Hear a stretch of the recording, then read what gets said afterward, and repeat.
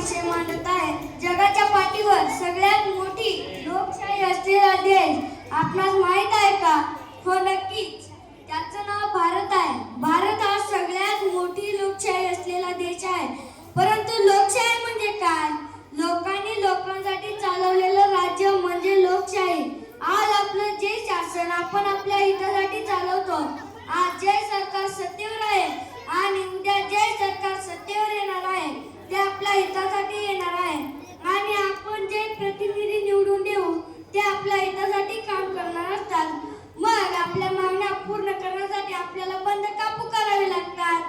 मोर्चे का करावे लागतात? उपोषण का करावे लागतात? आणि त्यातून दंगली घडतात.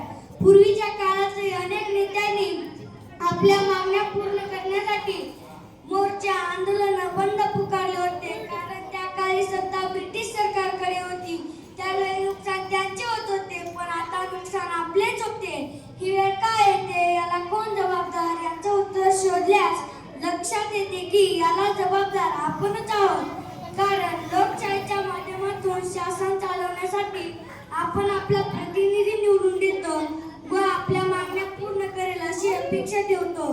परंतु आपण निवडून दिलेले प्रतिनिधी आपल्या मागण्यांकडे पूर्णपणे दुर्लक्ष करतात. म्हणजे आपण प्रतिनिधी योग्य निवडत नाही. जर आपल्या देशात 60% मतदान होते तर 40% लोक मतदानच करत नाहीत, म्हणून योग्य प्रतिनिधी निवडला जात नाही. जर आपल्या देशात सुशासन निर्माण करण्याचे असेल तर 100% लोकांनी मतदान केले पाहिजे. मतदान करताना कोणत्याही आमिषाला बळी न पडता मतदान केले पाहिजे. तरच आपल्या मागण्या व गरजांची जाणीव ठेवणारा प्रतिनिधी निवडला जाईल व आपण अशा प्रकारचे मोर्चा आंदोलन बंद पुकारणे दंगे करण्याची वेळ येणार नाही.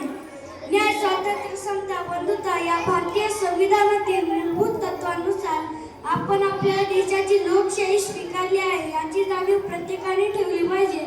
संविधानाने दिलेल्या उद्देशिकेत दिलेल्या धर्मनिरपेक्षता या मूल्याचा आपण सर्वांना विसर पडतो व आपण जाती धर्माच्या नावाने राजकारण करणाऱ्या स्वार्थी लोकांना आपण आपले प्रतिनिधी म्हणून निवडून देतो. हेच आपल्या भारतीय संविधानाचे अपयश आहे. पर्यायाने सर्वात मोठ्या समजल्या जाणाऱ्या लोकशाहीचे अपयश आहे.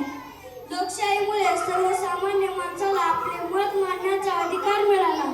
लोकशाही आपल्याला विचार, अभिव्यक्ती आणि संघटना स्वातंत्र्य देते. हे एक असे शासन आहे जे सर्व नागरिकांना समान संधी आणि मानवी हक्काचा आदर देते. भारतासारख्या जगातील सर्वात मोठ्या लोकशाही देशात विविध संस्कृती आणि भाषांचे लोक एकत्र राहतात. हे फक्त आणि फक्त लोकशाहीमुळे शक्य झालेले आहे. जर आपल्याला आपल्या देशाची लोकशाही जिवंत ठेवायची असेल तर मतदान करताना कोणत्याही आमिषाला बळी न पडता मतदान केले पाहिजे व जाती धर्माच्या नावाने राजकारण करणारे प्रतिनिधी भ्रष्टाचारी निवडून येणार नाही.